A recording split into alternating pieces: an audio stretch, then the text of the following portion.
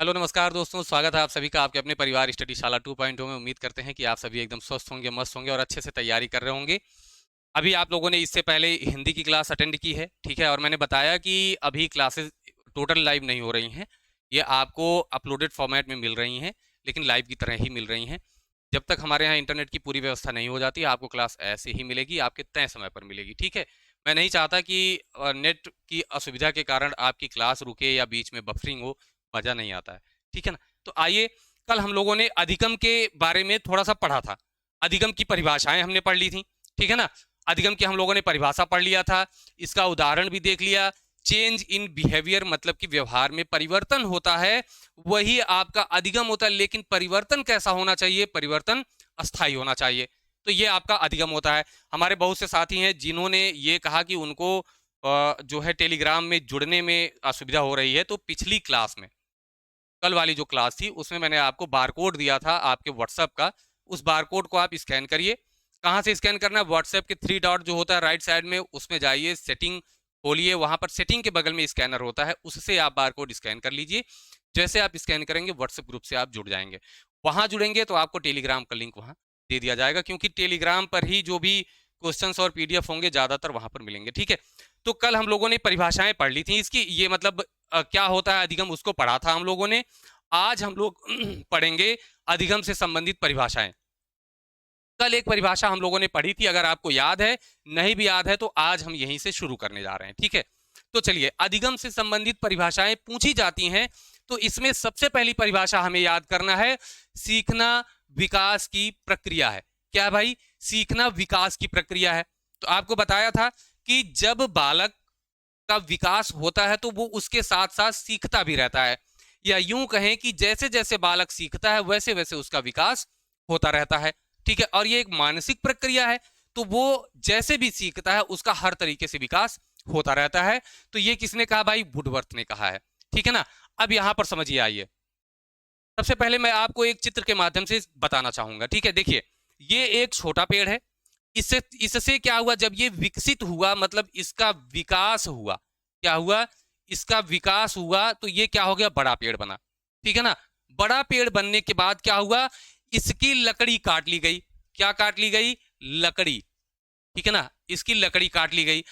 अब इस लकड़ी से एक बढ़ई आया और उसने नई नई चीजें बनाई, नए नए तरीके से नई नई चीजें बनाई, ठीक है ना। कैसे बनाया? उसको पहले से कुछ अनुभव था, उसके आधार पर इसने, पहले से कुछ ज्ञान था उसके पास, उसके आधार पर इसने नई नई चीजें बनाई। क्या किया? न्यू फर्नीचर, ठीक है ना। चलिए, न्यू चीजें, ठीक है, नई नई इसने चीजें बनाई, या इसको नई को हम लिखते हैं नवीन। क्या लिखते हैं भाई? नवीन चीजें बनाई। ये अगर आपको, ये दिमाग में बैठ जाना चाहिए। अब इसको समझिए, पेड़ का विकास हुआ तब ये बड़ा पेड़ बना, ठीक है ना। इसका मतलब है कि अब ये विकास क्या है? यही अधिगम है। तो मतलब सीखना क्या है? विकास की प्रक्रिया है। पेड़ बड़ा हुआ, उसका अधिगम हो गया, उसको अधिगम हुआ मतलब उसका विकास हुआ, तो उसने सीखा, बड़ा हो गया। अब इसकी लकड़ी काट दी गई, और लकड़ी को अंग्रेजी में क्या कहते हैं भाई? वुड। वुड माने लकड़ी। तो आप जैसे ये हुआ कि विकास की प्रक्रिया, आपने तुरंत कहा अरे भाई, पेड़ छोटे से बड़ा हुआ, विकास हो गया उसका, और उससे लकड़ी कटी मतलब वुड मिली, तो वुडवर्थ हो गए। तो सीखना विकास की प्रक्रिया किसने कहा? वुडवर्थ ने कहा। फिर समझिए कि अब इस लकड़ी से क्या बना? नवीन चीजें बनी। कैसे नवीन चीजें कैसे बनती हैं भाई? जब नए नए ज्ञान होंगे बढ़ई के पास और नई नई क्रियाएं करेगा, तभी तो नई चीजें बनाएगा। तो अब इस लकड़ी से नई नई चीजें बन रही हैं, तो कैसे बनी? नवीन ज्ञान के आधार पर, और नई नई अनुक्रियाएं करके बढ़ई ने क्या किया? इस लकड़ी से नई नई चीजें बना दिया। तो अब आप समझिए कि नवीन ज्ञान और नवीन अनुक्रिया, नई नई चीजें बनी लकड़ी से। किससे बनी? लकड़ी से, वुड से। तो ये आपका वुडवर्थ।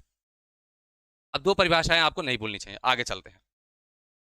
अगला है, सीखना व्यवहार में उत्तरोत्तर सामंजस्य है। उत्तरोत्तर मतलब लगातार, एक के बाद एक। सामंजस्य मतलब होता है अडाप्टेशन, अनुकूलन। उत्तरोत्तर, प्रोग्रेसिव, ठीक है। तो प्रोग्रेसिव बिहेवियर एडाप्टेशन, जिसे प्रगतिशील व्यवहार व्यवस्थापना के नाम से भी जानते हैं। अगर आपका प्रगतिशील व्यवहार व्यवस्थापना आए या उत्तरोत्तर सामंजस्य आए, तो इसे ही आपको पकड़ना है। ठीक है ना। तो प्रगतिशील व्यवहार व्यवस्थापना, व्यवहार व्यवस्थापना का मतलब जानते हैं क्या होता है? किसी एक जगह से दूसरे जगह जाने पर जो व्यवहार की स्थापना होती है उसे हम कहते हैं अनुकूलन। तो यही होता है एडाप्टेशन, अंग्रेजी वाला भी आप ध्यान रखेंगे, ठीक है ना। अब चाहे आप सामंजस्य कहिए, चाहे व्यवहार व्यवस्थापना कहिए, चाहे एडाप्टेशन कहिए। अब आप कहेंगे सर कैसे हम जोड़ेंगे? तो अब आप समझिए, ये एक व्यक्ति है, ये गर्म प्रदेश में रहता है मान लीजिए। अब ये बर्फ में गया घूमने, जैसे शादी वादी होती है तो लोग मनाली वनाली घूमने चले जाते हैं ना, तो वहां बर्फ गिरती है। तो बर्फ गिरती है तो क्या होता है भाई, अगर जैसे यहाँ एक शर्ट पहन के रह रहे हैं वैसे मनाली में चले जाएंगे तो ठंड लगेगी ना, और ठंड लगेगी तो क्या जमेगी सबसे पहले? आप कहेंगे सर हाथ पैर की त्वचा जमने लगती है। क्या जमती है? त्वचा। सबसे पहले त्वचा ही अनुकूलन करना शुरू करती है वहां पे ठंड से बचने के लिए। तो आप समझिएगा इस चीज को कि किसने सबसे पहले अनुकूलन किया, तो आप कहेंगे सर त्वचा ने। और त्वचा को अंग्रेजी में क्या कहते हैं? स्किन। और स्किन से आपको क्या याद होना चाहिए? स्किनर। जब भी अडाप्टेशन हो, आप हाथ अपना पानी में, जैसे जो हमारे साथी हैं जो किसानी भी करते हैं, मतलब खेत में काम भी करते हैं, अपने खेत में सिंचाई करनी होती है, तो ज्यादा देर तक जब पानी में रहिए तो त्वचा जो है सफेद हो जाती है। वो अनुकूलन करना चाहती है, पानी से सफेद हो जाती है। तो अनुकूलन से स्किन जोड़िएगा और स्किन से आपका स्किनर, ठीक है। ओके चलिए नेक्स्ट। सीखना, अनुभव और प्रशिक्षण द्वारा व्यवहार में परिवर्तन है। यहां किसकी बात हुई? अभी जब हमने पढ़ा नवीन ज्ञान और नवीन अनुक्रिया थी, तो नई नई चीजें बनाया किसने? बढ़ई ने। कैसे? लकड़ी से तो वुडवर्थ थे। यहां समझिए अनुभव और प्रशिक्षण। अब यहां पर आपको ये चित्र जो दिख रहा है ये भूल भुलैया का है। किसका है? भूल भुलैया का है। इसका मेरे भाई भूल भुलैया का है। अब एक चीज समझिए, वहां जब आप जाते हैं भूल भुलैया में ना, तो आप जब अंदर घुस जाएंगे तो निकल नहीं पाएंगे। वहां पर गाइड होता है, गाइड के पास क्या होता है? वो अनुभवी होता है, कई सालों से वहां घूम रहा होता है उसमें, और उसने प्रशिक्षण लिया हुआ होता है। क्या लिया हुआ होता है? प्रशिक्षण लिया हुआ होता है। अब वो एक गेट से, आप क्या करेंगे भाई, एक गेट से घुसेंगे, दूसरे से निकलेंगे, घुसेंगे निकलेंगे, कितनों भी गेट पार कर लीजिए आप निकल नहीं पाएंगे, मेन गेट पर नहीं आ पाएंगे बाहर निकलने वाले भूल भुलैया में। तो उससे निकलने के लिए क्या चाहिए होगा भाई? अनुभव चाहिए होगा, बहुत कई सालों का अनुभव, और आपको ट्रेनिंग चाहिए होगी, प्रशिक्षण चाहिए होगा, तब आप भूल भुलैया के गेट से बाहर निकल पाएंगे। तो जैसे ही आपको अनुभव प्रशिक्षण मिले, आपको भूल भुलैया याद आना चाहिए। और अगर ऑप्शन में आपको गेट कहीं मिलता है, गेट्स कहीं मिलता है, तो गेट से आपको तुरंत भूल भुलैया याद आना चाहिए। और भूल भुलैया में कैसे निकलेंगे भाई? पुराना अनुभव और ट्रेनिंग होनी चाहिए। जो वहां गाइड होता है उसके पास कई साल का अनुभव और प्रशिक्षण होता है, ठीक है। तो आप जोड़ेंगे गेट्स। गेट, अब इंडिया गेट नहीं जोड़ना भाई, कई बार देखेंगे आप इसको तो याद होगा। गेट कहां पर ज्यादा है जहां से हम निकल नहीं पाते हैं? भूल भुलैया में, ठीक है ना। जोड़िएगा। चलिए नेक्स्ट है व्यवहार के कारण व्यवहार में परिवर्तन या अधिगम। देखिए अगर आपको लगता हो कि समय ज्यादा लग रहा है, तो मेरे भाई अगर इतना समय लगने से एक नंबर आपका सही हो जाता है, तो आप समझिए आप इतना दिन पढ़ेंगे और अगर एक नंबर आपका गलत होता है तो कोई मतलब नहीं निकलेगा। 10 मिनट में अगर आपका एक नंबर सही हो जाता है तो उससे बड़ी कोई चीज नहीं है, ठीक है। आइए अब चलिए एक और मैं परिभाषा आपको बताता हूं। एक ट्रिक समझिए, इस आदमी को आप देख रहे हैं, एक आदमी के गाल पे थप्पड़ मार रहा है, ठीक है ना। और क्या करता है? पहले क्यों मारा होगा आप समझिए, ऐसे तो मार नहीं दिया होगा। क्यों मारा होगा? ये बाबू जो ब्लैक टी शर्ट वाले हैं, पहले इसने ब्लू को पीट दिया, थप्पड़ मार दिया कस के। फिर ब्लू ने क्या किया? ब्लैक वाले भैया का गाल पे जम के एक थप्पड़ मारा और इनका गाल फूट गया। क्या हो गया? गाल फूट गया। अब समझिए, पहले इन्होंने गलत व्यवहार किया, ये शांत था, पहले इन्होंने गलत व्यवहार किया होगा, फिर क्या किया? इसने भी गलत व्यवहार कर दिया। मतलब कि इनके व्यवहार के कारण इसके व्यवहार में परिवर्तन हो गया। क्या हो गया भाई? व्यवहार में परिवर्तन हो गया। इसने थप्पड़ मारा, इसने भी थप्पड़ मार दिया, इनके व्यवहार की वजह से इसके व्यवहार में परिवर्तन हो गया। तो व्यवहार के कारण व्यवहार में परिवर्तन हो गया, ये चित्र आपको याद आना चाहिए। और जब इसने मारा तो क्या किया? थप्पड़ मार के गाल फोड़ दिया। गाल फोड़ दिया मतलब गिल फोड़, गिल फोड़ मतलब गाल फोड़ दिया, ठीक है ना। तो याद रहेगा, मोस्ट इंपॉर्टेंट, ये प्रश्न में पूछा जा चुका है, मुझे नहीं लगता आपको भूलेगा। आप मनोवैज्ञानिक, गिल फोड़, गिल जैसे आपको आया तो गाल फोड़। गाल कब फोड़ेगा? थप्पड़ मारेगा, एक ने दूसरे को मारा, दूसरे ने भी पलट के मार दिया, एक ने गलत व्यवहार किया, उसने भी गलत व्यवहार कर दिया, व्यवहार के कारण व्यवहार में परिवर्तन, गाल फोड़ दिया, ठीक है। चलिए सीखना आदतों, ज्ञान और अभिवृत्तियों का अर्जन है। ठीक है, पकड़ लीजिए, कीवर्ड्स पकड़िए। आदत, ज्ञान चलिए छूटा, कोई बात नहीं, अभिवृत्ति और अर्जन। तो ये हो गया ए, ये हो गया ए, ये हो गया ए, 3 बार ए आया। अब एक कहानी मैं आपको बताता हूं। आपने शुरू में ही पढ़ा होगा अंग्रेजी में अ थर्स्टी क्रो, एक प्यासा कौवा, ए थर्स्टी क्रो। तो आप याद रखिएगा, जैसे क्रो एंड क्रो आए तो आपको यह ध्यान में आना चाहिए कि क्रो मतलब कौवा, कौवे की कहानी हमने पढ़ी थी ए थर्स्टी क्रो। क्या पढ़ा था? ए थर्स्टी, यहां चित्र नहीं लगा है मान लीजिए, ठीक है। तो ए थर्स्टी, क्रो के साथ क्या जुड़ा है? ए। तो जहां भी आपको ढेर सारा ए दिखा, आप क्रो एंड क्रो लगाएंगे। ओके है, ठीक। चलिए नेक्स्ट चलते हैं। सीखना वह प्रक्रिया है जिसमें अभ्यास अथवा प्रशिक्षण द्वारा व्यवहार में परिवर्तन होता है। अब समझिए, देखिए यहां पर क्या है भाई, अभ्यास अथवा प्रशिक्षण। अभ्यास होगा या तो प्रशिक्षण होगा, दोनों में से एक होगा। और अभी पीछे आपने पढ़ा था भूल भुलैया से निकलने के लिए, वहां पर क्या चाहिए था आपका? अनुभव और प्रशिक्षण दोनों चाहिए था, तब आप गेट से बाहर निकल पाते। यहां क्या है, आपको या तो अभ्यास चाहिए या तो प्रशिक्षण, मतलब दोनों एक ही चीज समझिए आप। ठीक है, अब आप मनोवैज्ञानिक को पकड़िए, ऑप्शन में मनोवैज्ञानिक होंगे आपके, उनको पकड़िए। हिल गार्ड, हिल मतलब क्या होता है? पहाड़ी। ठीक है, अब ये देख रहे हैं आप, पहाड़ी पर एक लड़की चढ़ रही है, तो ऐसे नहीं चढ़ी होगी ना, इसने ट्रेनिंग करी होगी पहाड़ पर चढ़ने की। ठीक है ना, तो क्या किया होगा? ट्रेनिंग किया होगा, बार बार अभ्यास किया होगा। तो या तो इसने अभ्यास किया या तो प्रशिक्षण किया है, तभी ये हिल पर चढ़ पा रही है। तो आप हिल पर क्या करेंगे? हिल गार्ड। ठीक है ना, तो हिल गार्ड जैसे आपको दिखे ऑप्शन में, तो आप समझिए हिल मतलब पहाड़ी, पहाड़ी पर चढ़ने के लिए क्या क्या चाहिए भाई? या तो अभ्यास होगा या तो इसकी ट्रेनिंग लिया होगा कोई, तभी वो चढ़ पाएगा हिल पर। अभ्यास अथवा प्रशिक्षण। ठीक है ना भाई, चलिए आगे देखिए। अधिगम किसी परिस्थिति में भिन्न ढंग से कार्य करने की क्षमता है जो परिस्थिति के अनुसार पूर्व अनुभवों के कारण आती हैं। इसके जो है मनोवैज्ञानिक हैं वो हैं एडविन रे गुथरी। ये आपको रट लेना है भाई, कितना ट्रिक्स आप लोग देखेंगे, एक दो तो रट लीजिए। अगला है अनुभव के परिणाम स्वरूप व्यवहार में परिवर्तन, किसने दिया है? क्रोनबैक। ठीक है, तो ये दोनों अनुभव पर आधारित हैं, एक पूर्व अनुभव पर आधारित है और एक अनुभव पर आधारित है। ठीक है ना, ओके है, ठीक है। चलिए अच्छा, एक थोड़ा सा मैं आपको बता ही देता हूं। देखिए ये एडविन, एडविन रे गुथरी। ठीक है, एडविन में आपका आया विन। विन कब होगी? जीत। जीत कब होगी? देखिए युद्ध में कब जीत होती है?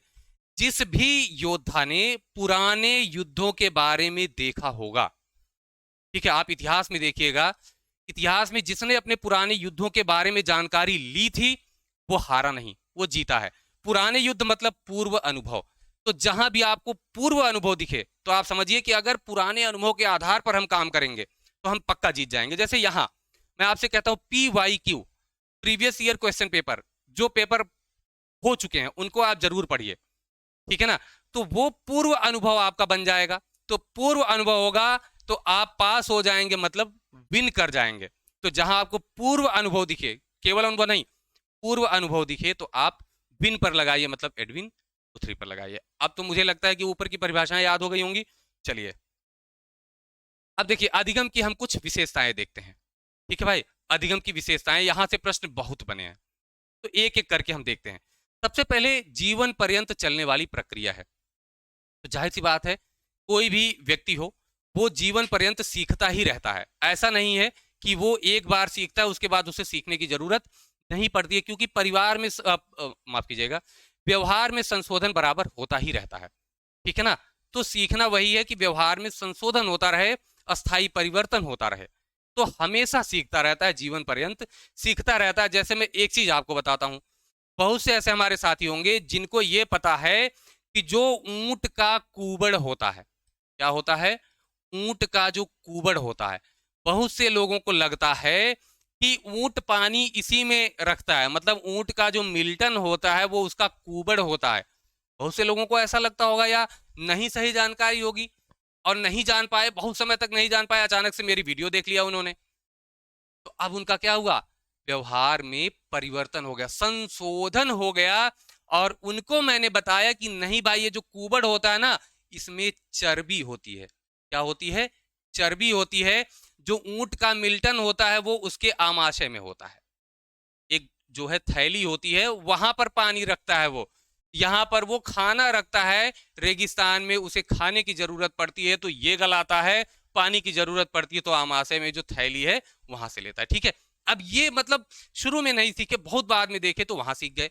तो ये होता है जीवन पर्यंत चलने वाली प्रक्रिया है। ठीक है, ओके, आगे देखिए। जन्म से मृत्यु तक चलती है, बात यही है। जीवन पर्यंत मतलब जन्म से मृत्यु तक चलती है सीखना। व्यवहार में परिवर्तन है, जाहिर सी बात है, मैंने बताया था कि एक छोटा सा बच्चा है, ठीक है ना, वो एक बार आग से जल जाता है तो दोबारा उसे नहीं छूता है, या किसी भी चमकती हुई चीज को भी वो नहीं छूता, उसे लगता है कि वो डर जाएगा। तो अब उसके व्यवहार में परिवर्तन हो गया, या आप यूं कह सकते हैं कि व्यवहार में क्या हो गया? संशोधन हो गया। क्या हो गया भाई? व्यवहार में संशोधन हो गया। अनुभव तथा अभ्यास का परिणाम है। क्या है? सीखना अनुभव तथा अभ्यास का परिणाम है। यदि आपको पहले उसके बारे में कुछ पता है तो ये आपका अनुभव हो गया। पूर्व अनुभव के आधार पे आप किसी भी समस्या को हल कर सकते हैं। और या तो आपने बार बार अभ्यास किया है, जैसे मैंने अभी ट्रिक्स आपको बताएं, आप उसका बार बार अभ्यास करेंगे ना, तो ये आपका अस्थाई परिवर्तन हो जाएगा। मैंने बताया था ना, सीखना क्या होना चाहिए? अस्थाई होना चाहिए। आप ये जो मैंने परिभाषाएं आपको ट्रिक के माध्यम से बताई, अगर वो आप बार बार करेंगे तो वो अस्थाई हो जाएगा। अभ्यास करने से अस्थाई हो जाएगा। ठीक है ना? तो ये क्या होगा भाई? सीखना अनुभव और अभ्यास का परिणाम है। विकास की प्रक्रिया है, जाहिर सी बात है, शुरू में ही आपको बता दिया। वुडवर्थ ने क्या कहा था? सीखना विकास की प्रक्रिया, ये तो वही परिभाषा ही दे दी गई है। ठीक है ना? जैसे जैसे सीखता रहता है वैसे वैसे उसका विकास होता रहता है, वैसे वैसे ही वो परिपक्वता की ओर बढ़ता रहता है। व्यवहार में अपेक्षाकृत अस्थाई परिवर्तन है भाई, अस्थाई परिवर्तन है। अब देखिए, अगर आपने परिभाषाएं पढ़ी और भूल गए, आपने उसका रिवीजन अभ्यास नहीं करा, तो क्या वो आपके व्यवहार में परिवर्तन हुआ? तो आप कहेंगे नहीं सर, परिवर्तन तो नहीं हुआ। तो वो फिर सीखना हुआ ही नहीं ना। आज सीखना तब माना जाएगा जब वो अस्थाई रहे, वो लंबे समय तक आपके साथ रहे। ठीक है ना? तो अगर आप पेपर में उसे सही कर लेते हैं तो वो आपका अस्थाई परिवर्तन हो जाएगा, तब आपका क्या होगा? अधिगम हो जाएगा। ठीक है, व्यवहार का संशोधन या परिमार्जन है। सीखना क्या है? व्यवहार का संशोधन या परिमार्जन। जैसे भूत वाली कहानी मैंने बताई थी, ठीक है, कि बचपन में कह दिया गया पेपर में भूत रहता है, हम डरते रहते थे, लेकिन फिर बाद में हमें पता चला कि कुछ भी नहीं है जब बड़े हुए थोड़े।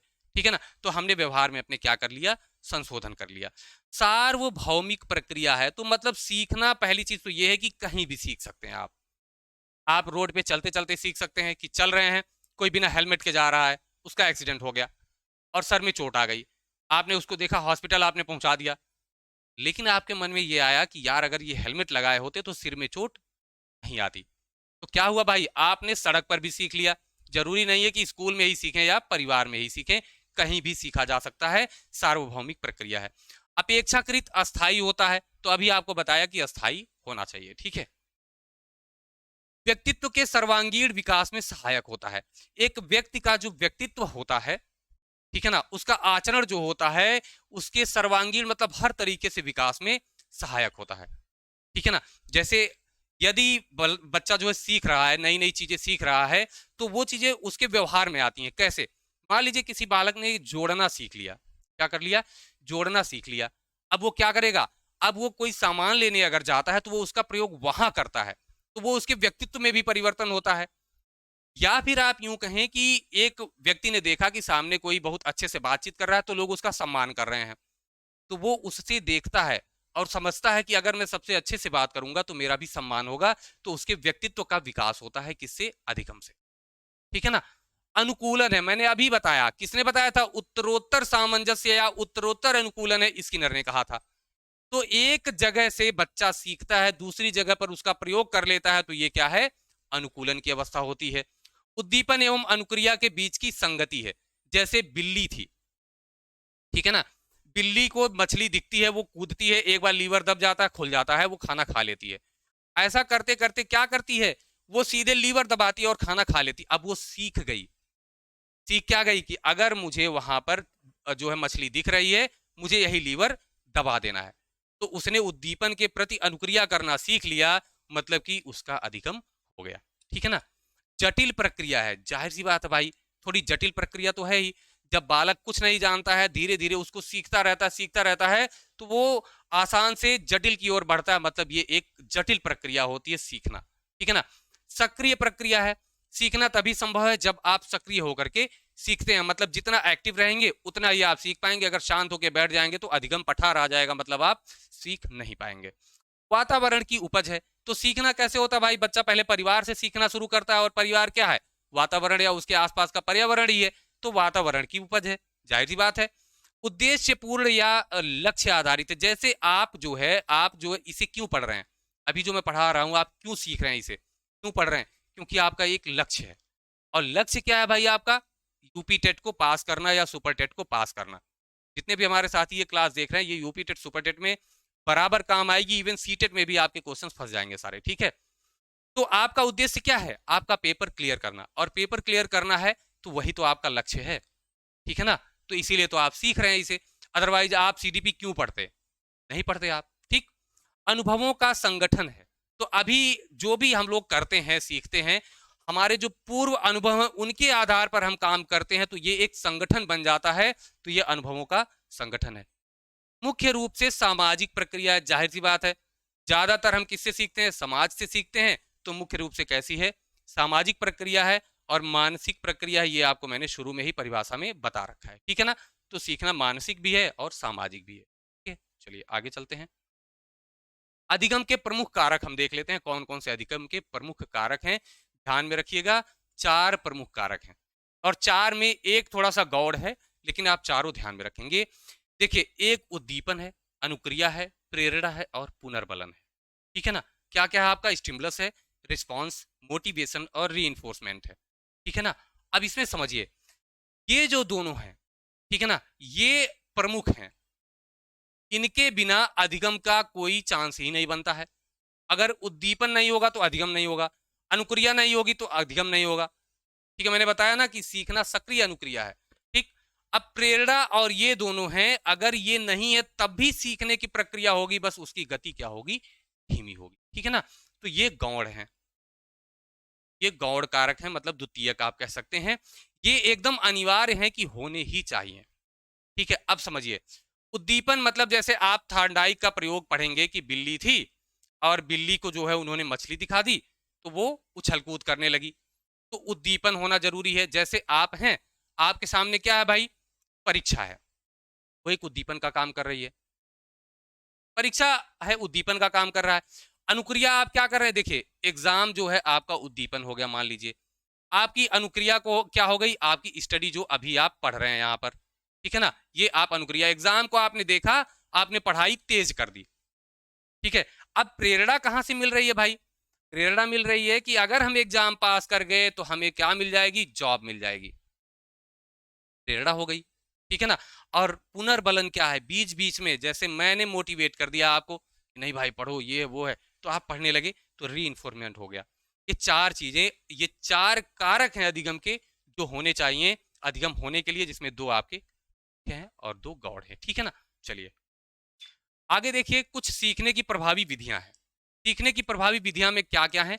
और देखिए, शिक्षण की विधियों में आपको मैं ढेर सारी चीजें बताऊंगा, यहां पर हम लोग थोड़ा सा कम में देखेंगे, ठीक। चलिए, पहली विधि है करके सीखना, लर्निंग बाय डूइंग, ठीक है। इसे क्रियाशीलता का सिद्धांत भी कहते हैं। क्या कहते हैं? क्रियाशीलता का सिद्धांत। ये आपको शिक्षण के सिद्धांत में पढ़ाएंगे, क्रियाशीलता का सिद्धांत, ठीक है। इसमें क्या कहा जाता है कि करके सीखना।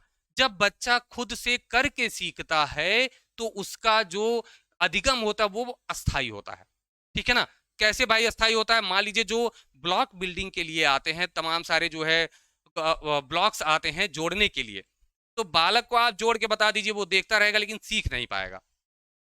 लेकिन जब वो खुद से उसको करता है तो वो सीख जाता है। क्या करता है? जाता, स्वयं से करेगा तो सीख जाएगा, और वो अस्थाई होगा। मतलब 1-2 बार अगर उसने खुद से किया और सीख लिया, तो अब उसे जरूरत नहीं पड़ेगी, अब वो अकेले ही कर लेगा उसको, ठीक है। जल्दी सीखते हैं, जाहिर सी बात है। रुचिपूर्ण होता है। जब बालक खुद एक्टिव होता है तो उसका इंटरेस्ट भी रहता है। नहीं तो अगर बालक शून्य होकर सुन रहा है तो उसको नींद आने लगेगी, ठीक है ना। तो क्या होता है भाई? रुचिपूर्ण भी होता है। और बाल केंद्रित होता है, जाहिर सी बात है जब बच्चा कर रहा है, इस स्थिति में अध्यापक क्या होता है, अध्यापक निर्देशक की भूमिका निभाता है। वो केवल देखता है, कहीं कुछ संकेत देना होता है देता है, बाकी वो कुछ नहीं करता है, वहां पर देखता है खड़े होकर के। बालक क्रियाशील रहता है, बिल्कुल मैंने बताया बालक क्रियाशील है। प्रारंभिक कक्षा के लिए बेहतर दृष्टिकोण होता है, ये सबके लिए होता है, लेकिन जो छोटे बच्चे हैं उनके लिए बेहतर दृष्टिकोण होता है। ठीक है, जैसे मान लीजिए जोड़ सिखाना है, जोड़ सिखाने के लिए आपने गोलियां ले ली, ठीक है, तो गोलियों के माध्यम से आप जोड़ सिखा रहे हैं, बच्चे को बुलाया आपने, उनको हाथ में गोली पकड़ाई, वो जोड़ रहे हैं उसको, तो क्रियाशील हैं और सीखेंगे जल्दी, और उनका इंटरेस्ट भी बना रहेगा उसमें, और वो सीखना उनका स्थायी भी होगा। तो जोड़ के बारे में, जोड़ की अवधारणा उनकी अच्छी हो जाएगी, सीखना स्थायी हो जाएगा। ये करके सीखना होता है, ठीक है। करके सीखने को किसने बताया था भाई? फ्रॉबेल ने बताया था। उन्होंने एक परिभाषा भी दी है कि क्रिया के द्वारा ही बालक किसी कार्य को सीखता है, अतएव जहां तक संभव हो सके बालक को करके सीखने का अवसर दिया जाए, ठीक है ना, करके सीखने का अवसर दिया जाए, ये आप ध्यान में रखें, ठीक है ना। आगे देखते हैं, दूसरी विधि है अनुकरण विधि। अनुकरण मतलब क्या होता है? किसी व्यक्ति के जो भी आचरण हो उन्हीं को दोहराना अनुकरण होता है, ठीक है ना। क्या होता है? अनुकरण होता है। अब देखिए इसमें क्या होता है, मान लीजिए एक अध्यापक है, वो क्लास में जाकर के पढ़ा रहा है, एकदम सीधे खड़े होकर शांत होकर पढ़ा रहा है, तो बच्चा उसको देखेगा और वो भी खड़े होकर बताएगा जो भी बता पाएगा। तो इसमें बालक जो है उसमें एक चीज समझिए कि वो ज्यादा एक्टिव नहीं हो पाता है, ठीक है। अनुकरण विधि में जो शिक्षक होते हैं वो आदर्श रूप में होते हैं, ये प्रश्न पूछा जा सकता है। इस विधि में शिक्षक आदर्श स्वरूप होता है, अनुकरण विधि में, ठीक है ना। जैसे अध्यापक गए तो बच्चों से खड़े होकर कुछ बात कर रहे हैं, सही भाषा में बात कर रहे हैं, तो बच्चा उनकी भाषा कॉपी करने की कोशिश करता है, तो उस समय अध्यापक बच्चे के लिए आदर्श होते हैं, ठीक है। शैशवावस्था से ही प्रारंभ हो जाता है, बिल्कुल भाई। कैसे? देखिए जब बालक छोटा सा शिशु होता है तो आपने देखा होगा कि जो दादाजी हैं, दादाजी ऐसे हाथ पीछे बांध के ऐसे चलते हैं, ठीक है ना। तो आपने अपने यहाँ देखा होगा कि जब बालक शिशु होता है, छोटा होता है, तो वो भी दादाजी की कॉपी करता है, ऐसे से चलता है, ठीक है ना, दादाजी की कॉपी करता है। किसी भी छोटे बच्चे को देखिए, वो शब्दों की कॉपी करेगा, उनकी एक्टिंग की कॉपी करेगा, तो वो अनुकरण से सीखता है। जैसे मान लीजिए घर में रिश्तेदार आए, ठीक है, तो जो बड़े बच्चे हैं वो रिश्तेदार का पैर छुए, तो उनको देख करके छोटा बच्चा भी जाकर के पैर छू लेता है तुरंत।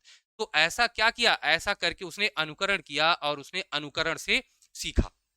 क्या किया? अनुकरण से सीख लिया कि अब कोई भी बड़ा आता है तो उसका मुझे पैर छूना है, ठीक है, तो ये अनुकरण से सीख लिया।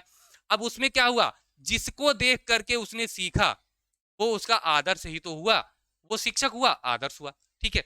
आगे देखिए, सामाजिक व्यवस्था का ज्ञान होता है इससे। तो पैर छूना समाज की व्यवस्था है, तो उसको सामाजिक व्यवस्था का ज्ञान हुआ। आदर्श ज्ञान को सीखना, कुछ भी आदर्श, जैसे पैर छूना भी तो एक आदर्श ही हुआ ना, तो आदर्श ज्ञान को सीखना कैसे होता है? ये अनुकरण विधि में होता है। तो अनुकरण जहां भी होगा वहां कोई ना कोई उसका सीखने वाले का आदर्श बनेगा ही बनेगा। तो जहां भी आदर्श आता है कि कोई आदर्श के रूप में काम कर रहा है, वहां पर आपका अनुकरण मेथड हो जाएगा, ठीक है। चलिए, निरीक्षण विधि। निरीक्षण विधि का मतलब ये होता है भाई कि किसी भी चीज को हम देख करके पहले उसका निरीक्षण करें, इन्वेस्टिगेट करें, ऑब्जर्वेट करें उसको, उसके बाद जा करके हम वहां से सीखते हैं। तो ये होता है निरीक्षण विधि, ठीक है। अब ध्यान से समझिएगा जैसे अभी छोटी कक्षाओं के लिए क्या होता है कि एक चित्र दे दिया जाता है, ठीक है ना, छोटे छोटे इसमें कुछ चित्र बने होते हैं 2-3 पार्ट में, और उसमें कहा जाता है कि बेटा इसको देखो और कोई कहानी बना सकते हो। तो बच्चा उसको देखता है, अच्छे से निरीक्षण करता है और कुछ अपनी छोटी मोटी टूटी फूटी कहानी बनाता है। तो ये कैसे बनाया? उसने निरीक्षण करके बनाया, ठीक है। और निरीक्षण करके सीखना केवल विद्यालय में ही नहीं होता है, किसी भी चीज को निरीक्षण करके वो सीख सकता है ना, समझ रहे हैं? चलिए, तो ये विद्यालय और विद्यालय के बाहर दोनों जगह होता है, प्रभावशाली होता है और इसका क्षेत्र बहुत ही विस्तृत होता है। अब देखिए विद्यालयों में अब टूर जो है बनाए जाते हैं, टूर की व्यवस्था कर दी गई है कि बच्चों को आप ले जाकर के टूर करवाइए, ठीक है। जैसे मान लीजिए लाल किला दिखाने के लिए ले गए, दिल्ली दरवाजा दिखाने के लिए ले गए, तो बच्चा वहां जाएगा। अब वहां निरीक्षण करवा के अगर उसको बताया जाएगा तो वो ज्यादा अच्छे से सीखता है, वो निरीक्षण विधि हो गई, ठीक है। बाल केंद्रित होती है, जाहिर सी बात है कि बच्चे ने ही इसमें सारा काम किया, अध्यापक ने कुछ नहीं किया, तो बाल केंद्रित हो गई। और बाल केंद्र, आप समझिए वर्तमान जो शिक्षा का स्वरूप है वो बाल केंद्रित ही है। जहां भी पेडागोजी के क्वेश्चंस आए उसमें आपको बाल केंद्रित दिखे तो आप वही उत्तर आपको सही लगा देना है। भूगोल शिक्षण में उपयोगी है, जाहिर सी बात है, मैंने बताया ना कि चीजों को जाके देखना, उसके बारे में समझना भूगोल शिक्षण में उपयोगी है, लेकिन केवल भूगोल में ही नहीं उपयोगी है, बाकी के विषयों में भी उपयोगी है। ठीक, चिंतन को प्रोत्साहन मिलता है। देखिए, जब बालक खुद से इसका निरीक्षण करता है, अनुमान लगाता है कि क्या क्या हो सकता है, तो वो कई सारी चीजों के बारे में सोचता है और चिंतन करता है। ठीक है ना, तो वो देखता है मूर्त को और चिंतन करता है अमूर्त रूप में, तो ये आपका क्या हो जाता है, चिंतन को बढ़ावा मिलता है। ठीक है, तर्क शक्ति का विकास होता है। बालक सोचेगा कि ये करते हैं, नहीं नहीं ऐसे नहीं, ऐसे होगा, ये ऐसे हो सकता है, तो उसकी तर्क शक्ति उसमें बढ़ती है। ठीक है ना, ज्ञानेंद्रियों का अधिक प्रयोग होता है, जाहिर सी बात है भाई, ज्ञानेंद्रियों का प्रयोग होगा। जैसे बालक छू के निरीक्षण कर रहा है, उसका देख करके निरीक्षण कर रहा है, देख रहा है तो दृश्येंद्रिय का प्रयोग हो रहा है, छू रहा है तो स्पर्शेंद्रिय का प्रयोग हो रहा है, उसको टेस्ट करके निरीक्षण कर रहा है तो जो है जीभ का प्रयोग हो रहा है, सूंघ करके कर रहा है तो घ्राणेन्द्रिय का प्रयोग हो रहा है, मतलब नाक का प्रयोग हो रहा है। ठीक है ना, तो इसलिए ज्ञानेंद्रियों का प्रयोग ज्यादा होता है और बालक स्वनिर्देशित होता है, पूछा गया है ये। ठीक है ना, किस विधि में बालक स्वनिर्देशित होता है? निरीक्षण विधि में बालक खुद ही अपने आप को निर्देश देता है। चखा उसने, मीठा लगा तो उसने कहा नहीं नहीं ये नमक नहीं है, ये क्या है, चीनी है। ठीक है, तो अपने आप को वो खुद से निर्देश दे रहा है, तो स्वनिर्देशित है। ठीक है ना, आगे देखते हैं। चलिए, तो आपको उम्मीद करते हैं कि निरीक्षण विधि समझ में आ गई होगी। अगला हमारा परीक्षण विधि। मैं इन विधियों को इसलिए बता रहा हूं क्योंकि यहां से प्रश्न बनते हैं। ठीक है ना, देखिए, स्व अनुभव पर आधारित, वो स्व निरीक्षण था और ये परीक्षण विधि अपने अनुभव पर आधारित है। बालक नई बातों की खोज करता है, सिद्धांत की सत्यता का यहाँ पर मापन करता है परीक्षण करके, और चिंतन। परीक्षण का मतलब आप जानते हैं ना, किसी भी चीज, जैसे मान लीजिए कोई हमने सिद्धांत बता दिया कि ऊपर से कोई भी चीज नीचे ही गिरती है, तो आपने क्या किया, एक कोई चीज उठाई, ऊपर छोड़ दी और नीचे गिर गई, तो आपने सिद्धांत का परीक्षण कर लिया कि हाँ सर ऊपर से नीचे ही गिरती है, तो आपने क्या कर लिया भाई, परीक्षण कर लिया सिद्धांत का। इसमें भी चिंतन का विकास होता है। ठीक है, ये आपकी विधियां हैं। इसके अलावा कुछ छोटी विधियां हैं जो सामूहिक विधि के रूप में, जिसे हम जानते हैं, शायद आपको बहुत क्लियर ना दिख रहा हो कि कलर एक बार ये टाइप हो चुका है ना, तो आगे से मैं ध्यान रखूंगा कि इसमें परिवर्तन मैं करा दूं। ठीक है ना, ये सामूहिक विधियां हैं। सामूहिक विधि में एक होता है प्रोजेक्ट विधि। प्रोजेक्ट के अंतर्गत आपको दो मिलेगा, एक योजना विधि है, एक डाल्टन विधि है। ये पूछता है कि योजना विधि किसने दिया था, तो आपको पता होना चाहिए विलियम किलपैट्रिक। इंपॉर्टेंट पूछा गया प्रश्न है कि योजना विधि के जन्मदाता कौन है, तो आप बताएंगे विलियम किलपैट्रिक है। कौन है भाई, विलियम किलपैट्रिक है। इन्होंने कहा है कि योजना बना करके सामान्य वातावरण में अधिगम किया जा सकता है, किसके द्वारा, ये है किलपैट्रिक योजना विधि के द्वारा। डाल्टन विधि के कौन है भाई, हेलन पारखस्ट। कौन है, हेलन पारखस्ट है। इन्होंने कहा कि कक्षा, नियम, समय सारणी, इन सब का प्रतिबंध नहीं होना चाहिए। ये डाल्टन विधि कहता है कि एकदम स्वच्छंद वातावरण में बच्चे को छोड़ दीजिए, कोई नियम नहीं होना चाहिए, कोई क्लासरूम नहीं होनी चाहिए, वहां पर सीखता है। ये है डाल्टन विधि। कौन सी विधि है भाई, डाल्टन विधि किसने दिया, Helen Parkhurst. Important, most important. ठीक है, सम्मेलन व विचार गोष्ठी विधि में क्या आता है भाई, सम्मेलन मतलब कहीं कभी सम्मेलन हो रहा है, किसी भी तरीके का सम्मेलन हो रहा है। विचार गोष्ठी क्या है, मान लीजिए कोई महाविद्यालय विश्वविद्यालय में भाषण दिया जा रहा है, कोई सेमिनार आयोजित हो रहा है, ये किस में आता है, ये सम्मेलन व विचार गोष्ठी में आता है। यहां से भी बच्चा कुछ ना कुछ सीखता ही है। ठीक है, ये बड़े स्तर पर होती है, ये छोटे स्तरों पर कारगर नहीं होती है। हाँ, इसमें और भी हो सकता है, जैसे संस्थानों में कोई किसी तरीके का जो है आयोजन होता है, सांस्कृतिक आयोजन होता है, वो भी इसमें आ जाते हैं। समूह अधिगम, समूह बना करके सीखना, जैसे कोई प्रतियोगिता कराई जा रही हो, कोई खेल कराई जा रही हो। जैसे खेल विधि के जन्मदाता कौन है, तो ये हैं कार्लवेल कुक। ठीक है ना, खेल विधि के जन्मदाता है, ये भी ध्यान रखेंगे। शैक्षिक भ्रमण कराए जाते हैं, इसमें कार्यशाला का आयोजन होता है, शैक्षिक मेले लगाए जाते हैं। ठीक है, तो ये आपके समूह अधिगम में आता है। ठीक है भाई, आगे चलें। यहाँ पर तीन नाम आपको याद रखने, योजना विधि किसने दिया, डाल्टन विधि किसने दिया और खेल विधि किसने दिया, ये तीनों नाम आपको याद होने चाहिए। चलिए नेक्स्ट हम लोग चलते हैं अधिगम के प्रकार। तो अधिगम के प्रकार देखिए, ये कई लोगों ने कई तरीके के प्रकार बताए हैं। यहाँ पर मैं आशुबेल का आपका वर्णन बताता हूं। आशुबेल के अनुसार अधिगम के 4 प्रकार होते हैं। कौन कौन से होते हैं, एक आपका होता है रिसेप्शन लर्निंग, अभिग्रहण अधिगम। कौन सा होता है, अभिग्रहण अधिगम। इसमें क्या होता है कि इसमें कुछ भी जो आप पढ़ते हैं उसको अंतर्ग्रहण करते हुए पढ़ते हैं, मतलब समझ के पढ़ना। ये क्या हो जाएगा आपका रिसेप्शन लर्निंग, समझ के साथ पढ़ना और उसे आत्मसात कर लेना, जैसे कि मैं अभी आपको पढ़ा रहा हूं। समझ के साथ पढ़ा रहा हूं, आप उसको आत्मसात करते जा रहे हैं। तो ये आपका होता है रिसेप्शन लर्निंग, अभिग्रहण अधिगम। ठीक है भाई। दूसरा आपका है रोट लर्निंग या रटंत अधिगम। किसी चीज को रट लीजिए। जैसे अभी तक आप परिभाषाएं रटते थे, समझते नहीं थे, आज मैंने समझा दिया, ट्रिक के माध्यम से बता दिया, अब आप उसको समझ गए। ठीक है ना। तो रोट लर्निंग जो है कहीं भी आए तो वो आपको उत्तर नहीं लगाना है, कि बच्चे को रटाना तो बिल्कुल भी नहीं है। तो ये रोट लर्निंग का प्रकार एक ये जो है इसमें रट कर सीखा जाता है, तो ये आपको बिल्कुल नहीं कराना है बच्चों को। ठीक है ना।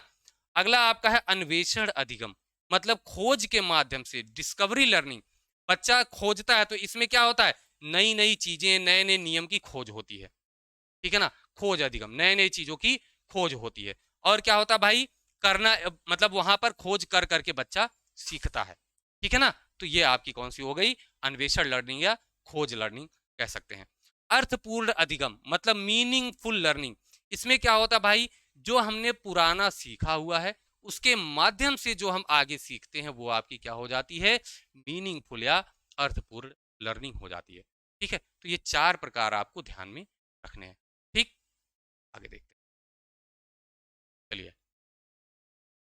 अभी कितना बचा है। चलिए, गहने की अधिगम सोपान की मैं फटाफट बता देता हूं, उसके बाद जो है आपकी क्लास समाप्त हो जाएगी। ठीक है। चलिए, रॉबर्ट गहने की अधिगम सोपान की, या जो है इसे आप कह सकते हैं रॉबर्ट गहने का पदानुक्रमिक सिद्धांत। क्या है, सीखने का पदानुक्रम सिद्धांत। सीखने का पदानुक्रम सिद्धांत, ये सीखने का है। ठीक है ना। अभी बुद्धि का पदानुक्रमिक सिद्धांत हम बताएंगे, फिलिप बर्नर, तो उसको मत यहां जोड़िएगा। पदानुक्रम, ये सीखने का, अधिगम का पदानुक्रम सिद्धांत। पदानुक्रम को कहते हैं हेरारकी। क्या कहते हैं, हेरारकी। तो गहने की हेरारकी जो है लर्निंग है, उसके बारे में हम लोग पढ़ने वाले हैं। ठीक है ना। तो आपसे ये भी प्रश्न सीधे पूछ सकता है कि जो आपकी अधिगम सोपान की है वो किसने दिया है। उत्तर होगा आपका रॉबर्ट गहने ने दिया है। रॉबर्ट एम गहने मतलब रॉबर्ट मिल्स गहने इनका पूरा नाम है, और ये अमेरिकी मनोवैज्ञानिक रहे हैं। क्या है, अमेरिकी मनोवैज्ञानिक रहे हैं। और इसमें अगर हम बात करें कि इनकी एक पुस्तक ये पूछी जा चुकी है, टेट की ही परीक्षा में शायद पूछी गई थी, कंडीशंस ऑफ लर्निंग किसकी पुस्तक है, तो आपको बताना है कि रॉबर्ट गैने की पुस्तक है। ठीक है भाई। इन्होंने इस पुस्तक में क्या किया कि अधिगम का एक पदानुक्रम प्रस्तावित किया। मैंने बताया पदानुक्रम। ठीक है, इसे आप श्रेणी भी कह सकते हैं। ठीक है ना। अधिगम की श्रेणी इन्होंने दी, प्रस्तावित किया, और उसमें इन्होंने बताया कि ये जो पदानुक्रम है उसका एक जो है एक स्तर होता है। तो स्तर वो कैसे बढ़ता है, पहले सरल होता है, फिर ऊपर जाते जाते कठिन की ओर बढ़ता है। तो सरल से कठिन की ओर बढ़ता है ये स्तर। ठीक है। कितने स्तर बताए इन्होंने, 8 बौद्धिक स्तर बताए। अधिगम के कितने, 8 बौद्धिक स्तर बताए, या आप कह सकते हैं कि 8 अधिगम के प्रकार बताए रॉबर्ट गैने ने। कौन कौन से प्रकार है, आइए हम लोग एक एक करके देखते हैं। आपको यहां पर ध्यान ये देना कि इनके अंग्रेजी वाले नाम भी आने चाहिए। ठीक है। चलिए, सबसे पहले हम इसको देखते हैं। बहुत ध्यान से समझिएगा, यहां से प्रश्न बार बार पूछे गए हैं, तो गलत आपका नहीं होना चाहिए इस क्लास के बाद। सबसे पहले क्या करना है भाई, आपको इन 8 का क्रम याद करना, मतलब आपको नाम याद होना चाहिए। ठीक है। इसके ट्रिक्स आज नहीं बताए जा सकते, इसके ट्रिक मैं कोशिश करूंगा कि आपको अगली क्लास में बता दूंगा एक। ठीक है ना, ताकि आपको याद करने में आसानी हो जाए। देखिए, सबसे जो निचला स्तर होता है ये संकेत अधिगम का होता है। किसका होता है, संकेत अधिगम का होता है। इसमें कोई संकेत दिया जाता है, सिंबल दिया जाता है। ठीक है ना। इसके बाद होता है उद्दीपक अनुक्रिया अधिगम, फिर आता है श्रेणी अधिगम या श्रृंखला अधिगम, फिर आता है शाब्दिक या शाब्दिक साहचर्य अधिगम, फिर आता है विभेदात्मक या बहुविभेदन अधिगम, फिर संप्रत्यय, फिर सिद्धांत, और उसके बाद समस्या समाधान। तो जो इसका बेस है, जो आपका पहला है संकेत अधिगम, ये सबसे सरल होता है। क्या होता है, सबसे सरल होता है। ध्यान दीजिएगा, जब संकेतों के माध्यम से कोई बच्चा सीखता है तो वो सबसे आसान होता है, सबसे सरल अधिगम होता है। तो इन्होंने कहा कि ये जो पहला स्तर है ये सबसे सरल है। तो आपसे पूछ सकता है कि प्रथम स्तर कौन सा है, या सबसे सरल स्तर कौन सा है, या सबसे निम्नतम स्तर कौन सा है। तो सबसे नीचे कौन सा है, संकेत अधिगम सबसे निम्नतम है। इसके बाद प्रश्न पूछता है सबसे उच्चतम स्तर बताओ भैया कौन सा है। तो जो सबसे उच्चतम होगा वही सबसे जटिल होगा। ठीक है ना। तो आपका सबसे उच्चतम कौन सा है, समस्या समाधान। आपके सुपर टेट के 2019 वाले पेपर में पूछा था, इसका क्रम पूछा था, किनका किनका, ऊपर के 3 का, ठीक है ना। संप्रत्यय मतलब कॉन्सेप्ट, जब बच्चा कॉन्सेप्ट समझने लगता है, ठीक है, जब कॉन्सेप्ट समझने लगता है तब उसके बाद वो कोई भी थ्योरी आप दीजिए तो वो समझ जाएगा। पहले वो संप्रत्यय समझेगा मतलब कॉन्सेप्ट समझेगा, उसके बाद आप कोई भी आप देंगे सिद्धांत समझने के लिए उसको समझ जाएगा, फिर इन सभी चीजों का प्रयोग समस्या समाधान में करने लगता है। मैं इन 8 का यहाँ पर विस्तार नहीं करूंगा क्योंकि आपकी परीक्षा में विस्तार नहीं पूछता है, केवल आपसे क्रम पूछता है और आपसे ये पूछता है कि जो संकेत अधिगम है ये किसके सिद्धांत पर आधारित है, ये पावलोव के अनुबंधन सिद्धांत पर आधारित है। क्यों भाई? क्योंकि घंटी बजाते थे ना तो घंटी से संकेत देते थे कुत्ते को, इसीलिए संकेत अधिगम इस पर आधारित है। उद्दीपक अनुक्रिया किसमें हुआ भाई? उद्दीपन को देख करके अनुक्रिया किसने किया? यहां पर देखिए स्किनर का क्रिया प्रसूत अनुबंधन भी इसमें आता है और थॉर्नडाइक का भी सिद्धांत इसमें आता है, तो ये दोनों पर आधारित है। हालांकि आपको अब मिलता होगा हमेशा स्किनर ही मिलता होगा, लेकिन ये दोनों पर आधारित है, ठीक है ना। आए तो स्किनर अगर है तो स्किनर लगाइएगा, अगर स्किनर नहीं मिलता है तो थॉर्नडाइक भी आप लगा सकते हैं। ये आपको स्तर याद होने चाहिए 8, ठीक है भाई। अंग्रेजी में मैं इसलिए कह रहा हूं कि कहीं कहीं मैंने देखा कि कहीं कहीं इसमें चीजें बदल देता है, ठीक है ना। जैसे इसमें पूछा था एक मिनट, हाँ, थ्योरी लर्निंग जो है, सिद्धांत लर्निंग, इसको रूल लर्निंग भी कहते हैं, रूल लर्निंग, ठीक है। तो उसने सिद्धांत अधिगम ना कह के कुछ दूसरा नाम दिया था, मुझे नाम नहीं याद आ रहा है, लेकिन इसकी अंग्रेजी जब देखा मैंने तो उसमें रूल लिखा था। इसने कहा था कि इससे पहले कौन सा आता है, तो जब आप अंग्रेजी वाला जानेंगे कि रूल के पहले कौन सा आता है, आपका कॉन्सेप्ट आता है, तभी आप बता पाएंगे। तो ये इंग्लिश वाले नेम भी थोड़े बहुत आपको याद होने चाहिए। देखिए संकेत अधिगम, सिंबल अधिगम या सिग्नल अधिगम होता है। उद्दीपक अनुक्रिया अधिगम लर्निंग स्टिमुलस रिस्पॉन्स होता है। श्रृंखला या श्रेणी अधिगम सीरीज कैटेगरी या कैटेगरी लर्निंग होती है। शाब्दिक साहचर्य अधिगम लर्निंग वर्बल अधिगम इसे कह सकते हैं। विभेदात्मक या बहुविभेदन अधिगम डिफरेंशियल लर्निंग जो होती है, मतलब अलग अलग करके सीखना, ठीक है। बाकी संप्रत्यय आपने कॉन्सेप्ट देखा, सिद्धांत थ्योरी या रूल देखा आपने, समस्या समाधान प्रॉब्लम सॉल्विंग, ठीक है ना।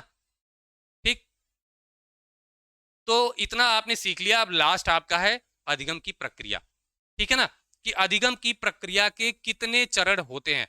मैंने आपको अधिगम के कारक बताए थे 4, ठीक है ना। कौन कौन से? उद्दीपन, अनुक्रिया, प्रेरणा और पुनर्बलन। यहां पर आपको इसके 4 चरण पढ़ने हैं। क्या करने हैं? 4 चरण पढ़ने हैं कि अधिगम प्रक्रिया के कितने चरण होते हैं, ठीक है। तो 4 नहीं 3 चरण होते, माफ कीजिएगा, कितने? 3 चरण होते हैं, ठीक है। अब समझिए पहला चरण कौन सा है भाई? पहला चरण है अभिप्रेरण या चालक, ठीक है ना, मोटिवेशन या ड्राइव, जिसे अंतर्नोद भी कहते हैं, अंतर्नोद या चालक या अभिप्रेरणा। दूसरा आपका लक्ष्य या आवश्यकता पूर्ति, ठीक है। और तीसरा आपका बाधा या कठिनाई, ठीक है। अब आप समझिए अधिगम की प्रक्रिया, जब अधिगम शुरू होता है तो ये 3 अवस्थाओं से होकर के गुजरता है। कैसे? देखिए समझिए आप, सबसे पहले आप जो है कुछ काम करना चाह रहे हैं तो उसका लक्ष्य होगा, ठीक है ना, उसमें कुछ लक्ष्य होगा। जैसे आपका लक्ष्य क्या है? नौकरी। क्या भाई? नौकरी है, आपको नौकरी की आवश्यकता है, वही आपका टारगेट है, वही आपका लक्ष्य है। अब बताओ भाई नौकरी क्यों करनी है? आप कहते हो कि नौकरी कर लेंगे तो फ्यूचर हमारा सिक्योर हो जाएगा और बढ़िया शादी हो जाएगी, ठीक है ना, और नौकरी नहीं मिली तो शादी भी नहीं होगी। तो अब लक्ष्य आप चाहे कह दीजिए नौकरी और चाहे कह दीजिए शादी, दोनों लक्ष्य हो गए आपके। अब बात आई कि इसमें नौकरी क्यों करनी है भाई? नौकरी क्यों करनी है? जीवन तो अभी भी चल रहा है। तो आप कहेंगे हाँ हाँ नौकरी करेंगे तो पैसा मिलेगा। क्या मिलेगा भाई? पैसा मिलेगा। तो ये क्या हो गया आपका? अभिप्रेरण या चालक हो गया कि पैसा मिलेगा, दिमाग में है पैसा मिलेगा भाई, ये आपका अभिप्रेरण हो गया।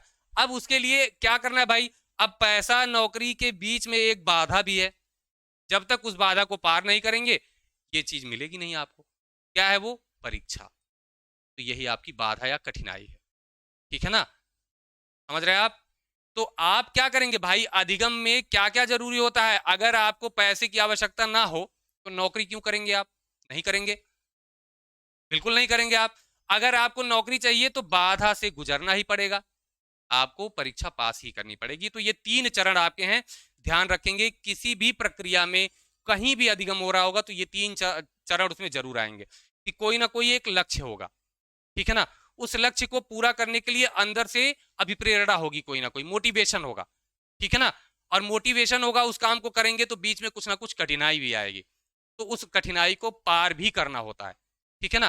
तो ये आपका क्या हो गया, ये अधिगम प्रक्रिया के क्या हो गए भाई, 3 जो है आपके चरण हो गए, ठीक है। तो ये आपको ध्यान में रखना है, इंपॉर्टेंट है, पूछा जा सकता है। आज की क्लास आपकी यहीं पर समाप्त होगी। क्लास छोटी करना चाह रहा था, लेकिन बताते बताते बड़ी हो गई। मैं सोच रहा था कि थोड़ा कम बताया जाए, लेकिन ये चीज़ें ज़रूरी हैं, बहुत ज़्यादा समय लेना भी नहीं ठीक है ना। कम क्लास में ज़्यादा चीज़ें आपको मिलनी चाहिए, तो इसीलिए ये क्लास आपकी बड़ी हो गई है। लेकिन मैं पूरी उम्मीद के साथ कह रहा हूँ कि आपको ये इस क्लास में मज़ा भी आया होगा और आपने चीज़ों को सीखा भी है। जितना भी आज हमने पढ़ा उसमें आपको चीज़ों को अच्छी तरीके से सीखा भी है। तो चलिए, आज की वीडियो यहीं पर समाप्त होगी, फिर मिलेंगे नेक्स्ट वीडियो में। तब तक के लिए नमस्कार, धन्यवाद।